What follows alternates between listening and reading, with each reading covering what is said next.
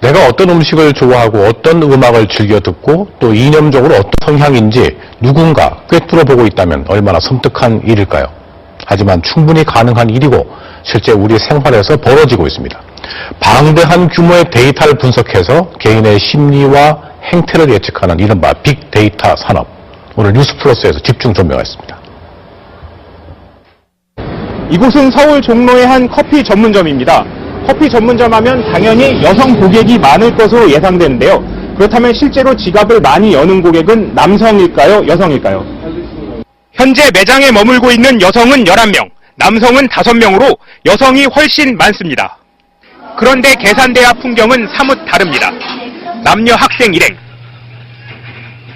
남학생이 먼저 계산대 앞으로 갑니다. 다른 일행은 여성이 커피를 삽니다. 연인들 가운데는 역시 남성이 카드를 내밀고 직장 동료들이 와서는 최고참 남성이 결제를 합니다. 식사하고 와서 나오면서 가끔 커피숍을 가는데요. 요즘은 또 일일이 다 5천원씩 걷어서 주기 좀 그렇잖아요. 그래서 가끔 삽니다. 커피 결제는 남성이 여성보다 훨씬 더 많이 하는 것으로 나타났습니다. 한 카드사가 회원 950만 명의 결제 정보를 모두 분석한 결과입니다. 직장 동료분들, 회사원분들이 많이 오세요. 그렇기 때문에 남자분이 같이 오시게 되시면 남자분이 많이 결제를 해주시는 편이세요. 주택이 거의 없는 사무실 밀집 지역의 대형마트 매장과 아파트 인근 매장 가운데 청소 도구가 많이 팔리는 매장은 어딜까? 넓이가 절반도 안 되는 사무실 밀집 지역 매장이 주거지 매장보다 매출에서 2배 앞섰습니다. 지난 2년간 마트에서 팔리는 4만여 제품의 판매 자료를 모두 분석한 결과입니다.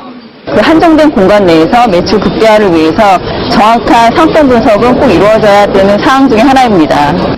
이처럼 음식은 남자가 산다는 통념을 입증하기도, 청소도구는 가정집에서 많이 살 것이라는 통념을 깨기도 한 새로운 분석 기술이 빅데이터 기술입니다. 여름철 우리나라 사람들은 산과 바다 가운데 어디로 더 많이 휴가를 떠날까요? 지도에는 지난 여름 한 이동통신회사 이용자 2,600만 명의 위치가 모두 나타나 있습니다.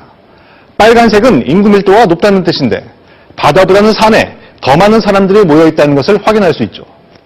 최근 불고 있는 아웃도어 열풍도 이만하면 다 이유가 있다는 점을 짐작하게 합니다.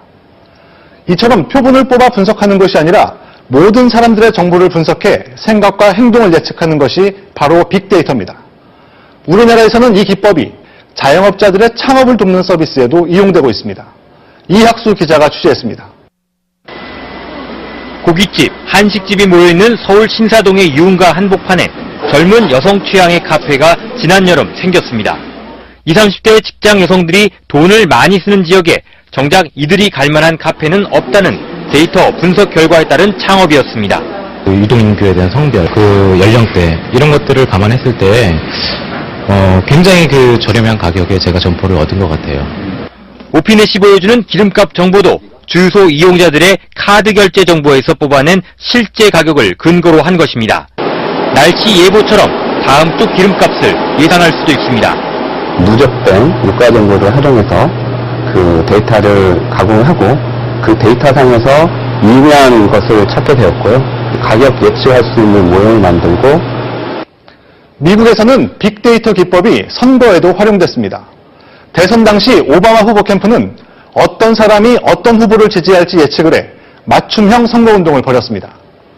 오바마 캠프의 빅데이터 분석팀은 페이스북 등 SNS를 통해 유권자들의 친구, 차량, 학교 등을 분석했고 이를 통해 민주당 성향인지 공화당 성향인지 파악할 수 있었다는 겁니다.